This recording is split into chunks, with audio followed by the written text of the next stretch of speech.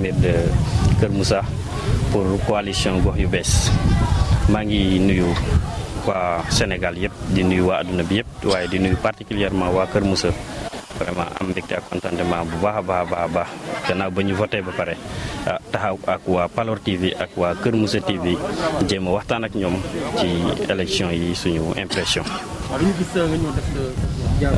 li ñu waroon def nañ ko li ñu waroon wax nañ ko te vraiment dama am sentiment de satisfaction totale bi ma ñëwee tey en tant que candidat à la mairie de Kër Moussa fekk fi mobilisation ñoo xamante ne dañoo mel ni man bëgg a tey commune Kër Moussa ñu décider wala ñu teg fa ñi nga xamante ne ñoom la ñu yaakaar comme leader pour les 5 ans à venir sentiment de satisfaction dëggantaan lañ ci am vraiment.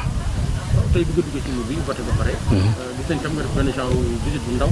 noo gisee liggéey bi ci ndax jaar na yoon. waaw alhamdulilah li ma constaté mooy que tout est en place nit ñi ñëw nañu massivement dispositif bi nga xamante ne aussi état bi l' administration territoriale surtout moo ko fi waroon teg lépp mëte na voilà à part que yeneen kii moo taxoon ma xaw a yéex a vote yeneen centre yi amoon nañu tuuti jafe-jafe par rapport ak suñu représentant bureau de vote yi da ngay am 5 à 6 centres yoo xam ne suñu représentant yi bu ñu demee dañ leen ne gisuñu leen ci liste yi il fallait que ma déplacé wu à la sous-préfecture mais tout est rentré dans l'ordre rek nañu lépp alhamdulilah di saluer aussi disponibilité l'adjoint au sous-préfet ak le sous-préfet en lui-même ñi nga xamante ne yombal nañu liggéey boobu lool.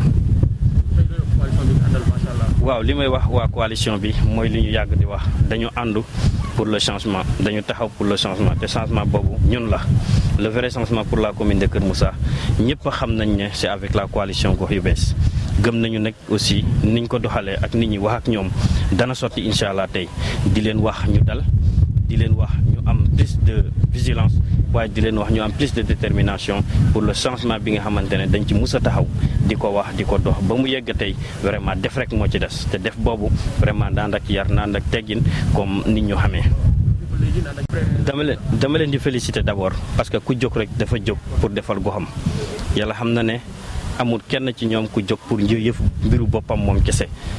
waaye Kër Moussa ñooy tànn bu ñu sañoon mu doon ñun waaye li may wax les autres candidats leurs militants leurs sympathisants mooy que ne 18h 0 minute bureau yi war na tëj ku fi wax ku fi def ku fi dox loo xamante ne du noonu yow ak sa mbokk yooyu yéen a fiy des parce que tey boo xoolee ñëpp ñibbi nañ seen i dëkk koo dem dëkku jàmbur rek ñu xool la ne fii yow loo fi wut tey ndax élection la. donc nañu xam ne responsabilité bu rëy la bu ñu war a assumer te bu ñu koy assumer dañ ko war a def ci tey dañ ko war a def ci tal dañ ko war a def ci yar ak teggin parce que ñun la suñu biir vraiment di leen féliciter di wax ne gëm nañu ne daal mbir mi dana sotti tey te bu sottee waa Kër Moussa dinañu xam ne ñoom ñoo tànn incha allah. allez-y waaw. Diouf candidat à la mairie de Kër Moussa de la coalition gox yu bees je suis venu accomplir mon devoir citoyen pour voter. Alhamdulillah, je l'ai fait avec un sentiment de satisfaction.